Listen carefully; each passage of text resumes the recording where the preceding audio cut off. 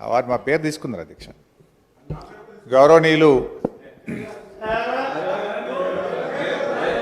రాష్ట్ర ముఖ్యమంత్రి గారు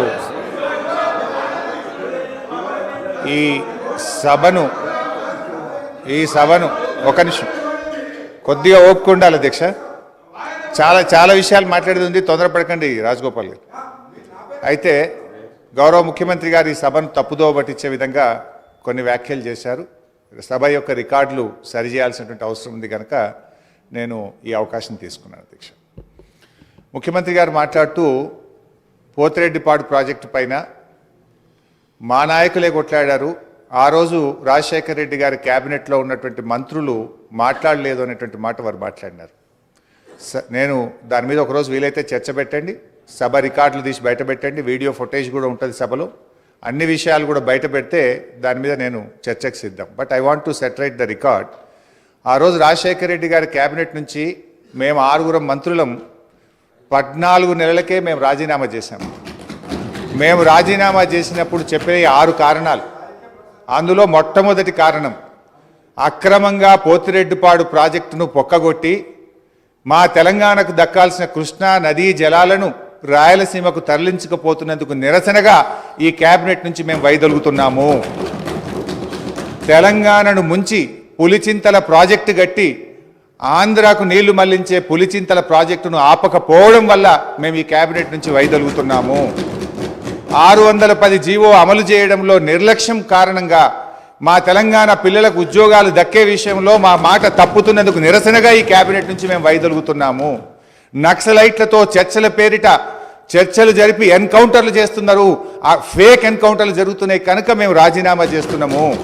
ఇట్లా ఒక 6 కారణాలు ఇదే సభలో చెప్పాం, బయట చెప్పి మేము ఆ రోజు రాజీనామా చేస్తామనేటువంటి విషయాన్ని సభ ద్వారా గౌరవ ముఖ్యమంత్రి దృష్టికి మీ దృష్టికి తెస్తున్నాను. రెండో విషయం, ఇదే సభలో అదే పోడియం దగ్గర మీరు రికార్డులు తీయండి, నా చేతిలో ప్లే కార్డ్, మేము ఆ రోజున్న మా పద్మారావు గౌడు శాసనసభ్యులం పోతిరెడ్డి ప్రాజెక్టును వెంటనే ఆపాలని చెప్పి 45 రోజులు మొత్తం బడ్జెట్ సెషన్ మొత్తం పోతిరెడ్డిపాడు ప్రాజెక్టు ఆపాలని మేము అక్కడి నుంచి కీర్తిశేషులు పీజేఆర్ గారు ఒక్కడు కాంగ్రెస్ పార్టీ నుంచి ఇక్కడి నుంచి కొట్లాడిండ్రు ఒక్కడే. ఆ రోజు మంత్రులుగా ఉన్న చాలా మంది పెదవులు ముచ్చుకొని ఇక్కడ కూర్చున్నారు తప్ప ఆ రోజు మాతో గొంతు కలిపింది ఒకే ఒక్కడు పీజేఆర్. ఆ పీజేఆర్ తనయుడు విష్ణువర్ధన్ రెడ్డి కూడా ఈరోజు మాతోనే ఉన్నాడు. రెండో విషయం I would like to clarify. నేను విషయాల్లో చర్చలకు పోతే చాలా చెప్పాలి కానీ just I'm trying to give the clarification. ఇది ముఖ్యమంత్రి గారు చెప్పిన పోతిరెడ్డిపాడు విషయం. రెండో విషయం, ముఖ్యమంత్రి గారు మాట్లాడుతూ నేను శాసనసభ్యుడు కాకుండా మంత్రిని చేసిన ఘనత కాంగ్రెస్ పార్టీది అని వారు మాట్లాడినారు. ఆ కాంగ్రెస్ పార్టీని అధికారంలో తెచ్చిన ఘనత టీఆర్ఎస్ పార్టీది. ఆ రోజు చంద్రబాబు నాయుడు గారు తెలుగుదేశం హయాంలో వీరు ఓడిపోయి కనీసం ప్రతిపక్ష హోదా దక్కకుండా పూర్తిగా దిగజారిపోయినటువంటి కాంగ్రెస్ పార్టీకి జీవం పోసింది కేసీఆర్ గారు, టీఆర్ఎస్ పార్టీ. ఎందుకంటే నేను ఆ రోజు ప్రణబ్ ముఖర్జీ గారితో హిమాచల్ భవన్లో చర్చలు జరిగినప్పుడు కీర్తిశేషులు వెంకటస్వామి గారు, గౌరవనీయులు మాజీ ఎంపీ సురేందర్ రెడ్డి గారు, కేసీఆర్ గారు, ఆలే నరేంద్ర గారు, నేను ఆ చర్చల్లో ఉన్నాను. కేసీఆర్ గారు ఆ రోజు మాట్లాడుతూ ఆ అలయన్స్ చర్చలు జరిగినప్పుడు తప్పకుండా ఈ రాష్ట్రంలో కాంగ్రెస్ పార్టీ అధికారంలోకి తెస్తాం, దేశంలో కూడా అధికారంలోకి వస్తుందంటే ఆ రోజు ప్రణబ్ ముఖర్జీ గారు మాజీ రాష్ట్రపతి గారు అన్న మాట I was part of the discussion. Chandrashekar garu మీరు అన్నట్టు నిజంగా కాంగ్రెస్ పార్టీ అధికారంలోకి వస్తే నువ్వు నా ఇంట్లో కూర్చొని తెలంగాణ రాష్ట్రం తీసుకొని పో, నిజంగా అధికారంలోకి వస్తుందా అని ఆయన అన్నారు.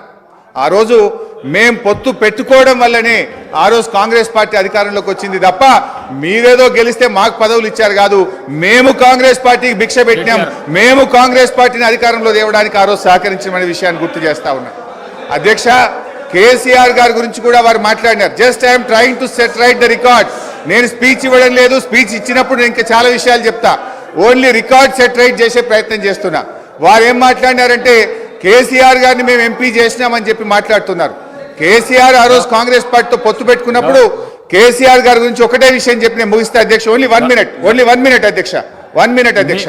ఆ రోజు 1 minute అధ్యక్ష. Only I'm trying to set right the record. నేను స్పీచ్ ఇవ్వట్లేదు, రికార్డు కరెక్షన్ మాత్రం. ఒక్కటే నిమిషం అధ్యక్ష, సీనియర్ శాసనసభ్యులు ఒక్కటే నిమిషం అధ్యక్ష. I will take only 1 minute అధ్యక్ష. ఆ రోజు నిజంగానే కేంద్రంలో ఆ రోజు కాంగ్రెస్ పార్టీ అధికారంలోకి వచ్చినప్పుడు సోనియా గాంధీ గారి అధ్యక్షంలో యూపీఏ సమావేశం జరిగింది. ఆ యూపీఏ సమావేశంలో సోనియా గాంధీ గారు కేంద్ర మంత్రివర్గంలో కేసీఆర్ గారిని చేరమన్నప్పుడు కేసీఆర్ గారు ఒక మాట చెప్పారు, కామన్ మినిమం ప్రోగ్రాంలో తెలంగాణ అంశం పెడితేనే నేను క్యాబినెట్లో చేరతా, నేను పదవుల కోసం రాలేదు, తెలంగాణ కోసం ఢిల్లీకి వచ్చినా అని చెప్పిండు కేసీఆర్ గారు. ఆ రోజు కామన్ మినిమం ప్రోగ్రాంలో పెట్టి ఉభయ సభలను రాష్ట్రపతి గారు ఉద్దేశించిన సభలో రాష్ట్రపతి గారు తెలంగాణ రాష్ట్ర ఏర్పాటును సంప్రదింపుల ద్వారా చేస్తామని చెప్పించింది కేసీఆర్ గారు.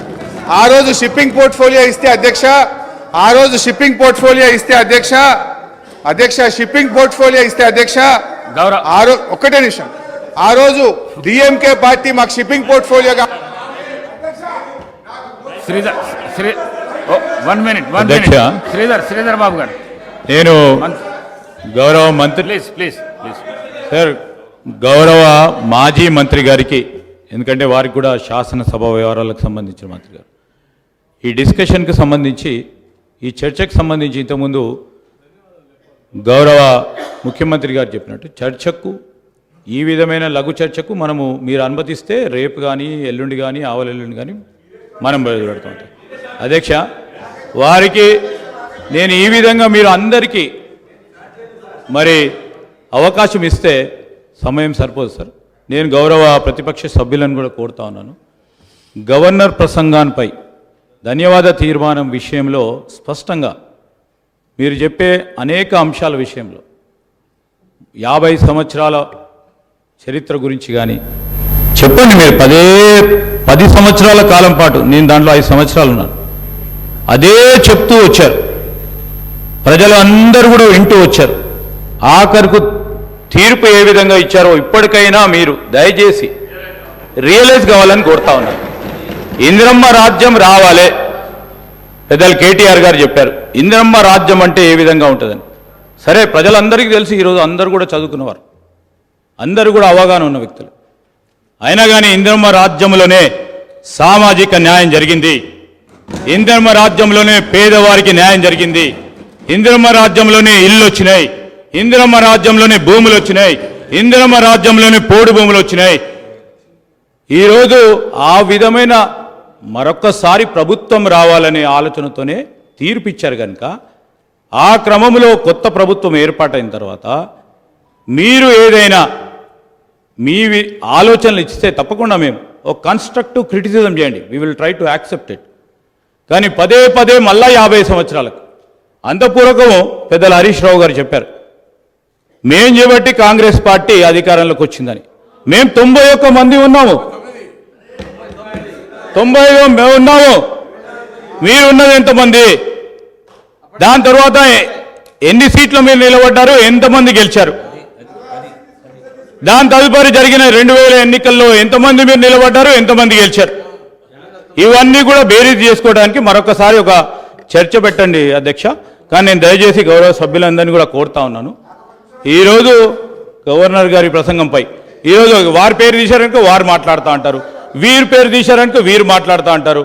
దయచేసి నేను గౌరవ శాసనసభాపతి గారిని కోరుతా ఉన్నాను, ధన్యవాద తీర్మానంపై గౌరవ సభ్యులు మాట్లాడితే సభ అర్థవంతంగా ముందుకు సాగే విధంగా మీరందరూ కూడా సహకరించాలని కోరుతా ఉన్నాను.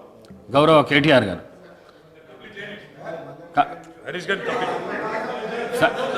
సార్ మీరు గౌరవ హరీష్ రావు గారు మీకు టైం ఇచ్చినా మీరు మాట్లాడినరు, కన్క్లూడ్ చేసేసేయండి.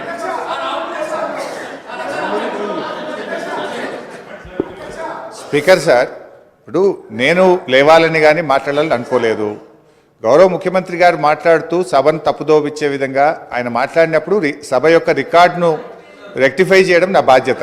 బికాస్ నేనేదో ప్రశ్నకు సమాధానం చెప్పాలనో విమర్శ చేయాలనో నేను మాట్లాడే ప్రయత్నం చేస్తలేను. వారు మాట్లాడినారు కనుక మేము డెఫినెట్గా దాన్ని క్లారిఫై చేయడం మా బాధ్యత అధ్యక్ష. అయితే అధ్యక్ష, ఆ రోజు కామన్ మినిమం ప్రోగ్రాంలో కేసీఆర్ గారు పెట్టించడమే కాదు, షిప్పింగ్ పోర్ట్ఫోలియో అడగకుండానే ఇచ్చారు.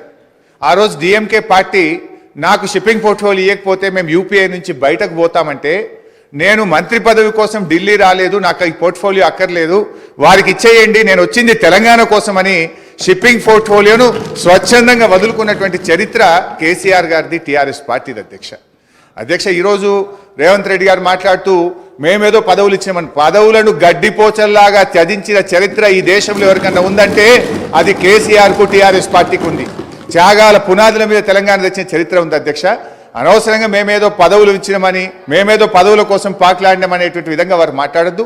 ఆ విషయానికి వస్తే రేవంత్ రెడ్డి గారు ఏబీవీపీలో షురువు అయిండు, టీఆర్ఎస్లో పనిచేసిండు, తెలుగుదేశంలో వేయండు, కాంగ్రెస్లో వేయండు, మరి రేపు ఉంటాడో. పార్టీలు మారిన చరిత్రలు మీకున్నాయి, కానీ మాకు అట్లాంటిది ఏం లేదు అధ్యక్ష. ఇకపోతే మా శ్రీధర్ బాబు గారు లేచి మళ్ళీ నన్ను ఆయన గెలికే ప్రయత్నం చేసిండు, లేకపోతే ఆయన గురించి మాట్లాడాల్సిన అవసరం లేదు అధ్యక్ష. ఆ రోజు ఇదే శాసనసభలో కిరణ్ కుమార్ రెడ్డి గారు ముఖ్యమంత్రిగా ఉన్నప్పుడు నీ తెలంగాణకు నీకు ₹1 అన్నాడు. పేగులు దిగదాకా కొట్లాడింది ఎవరు, పెదవులు మూసింది ఎవరో కూడా ఈ రాష్ట్ర ప్రజలకు గుర్తున్నది అధ్యక్ష. ఉన్నారు ఇవాళ ఇక్కడ చాలా మంది, ఆ రోజు ఉన్న వాళ్ళు కూడా ఇక్కడ ఉన్నారు. ఆ రోజు మేము పేగులు దిగదాకా పోడియంలోకి పోయి కొట్లాడినాము, ఆ రోజు మీరు పెదవులు మూసుకొని మాట్లాడినటువంటి చరిత్ర కూడా కాంగ్రెస్ పార్టీకి ఉంది అధ్యక్ష. నేను అనేది మాకు ఓపుకున్నది అధ్యక్ష. దయచేసి మీరు మా మీద విమర్శలు మాని, ప్రజలు మీకు అధికారం ఇచ్చారు, మీకు అవకాశం ఇచ్చారు, మీరు ప్రజలకిచ్చిన ఆ గ్యారంటీలు ఎలా అమలు చేస్తారో దాని మీద దృష్టి పెట్టే ప్రయత్నం చేయండి. దానికి నిర్మాణాత్మకమైన ప్రతిపక్షంగా మేము సహకరిస్తాం, సూచనలు ఇస్తాం. కానీ ఎంతసేపు మీరు మా మీద నెపాలు నెట్టో, మా మీద బురద జల్లేటువంటి ప్రయత్నం మాని ప్రజలకు మీద ఇచ్చిన హామీల అమలు మీద, పరిపాలన మీద దృష్టి పెట్టండి అని మీ ద్వారా వారికి హితవు. శ్రీ అవధూతాశ్రమము, బోధానంద సత్యారామూర్తి ఆర్యుల గోసేవాశ్రమము మరియు వృద్ధాశ్రమము పడాల. ఆశ్రమములో గోసేవ, గోవుల దానము స్వీకరించుట, మీ నవగ్రహ దోషములు పోవుటకు గోపూజ చేయబడును. మూలికా వైద్యము, గోపంచగవ్య వైద్యము చేయబడును. యంత్రములు, తావీదులు ఇవ్వబడును. శాంతి హోమములు చేయబడును. మీ ఆత్మీయుల పుట్టినరోజు, పెళ్లి రోజు మరియు వర్ధంతి వంటి ముఖ్యమైన దినములలో గోసేవ లేదా అన్నదానం చేయదలిచిన వారు సంప్రదించండి. మా వృద్ధాశ్రమంలో ఖాళీలు కలవు.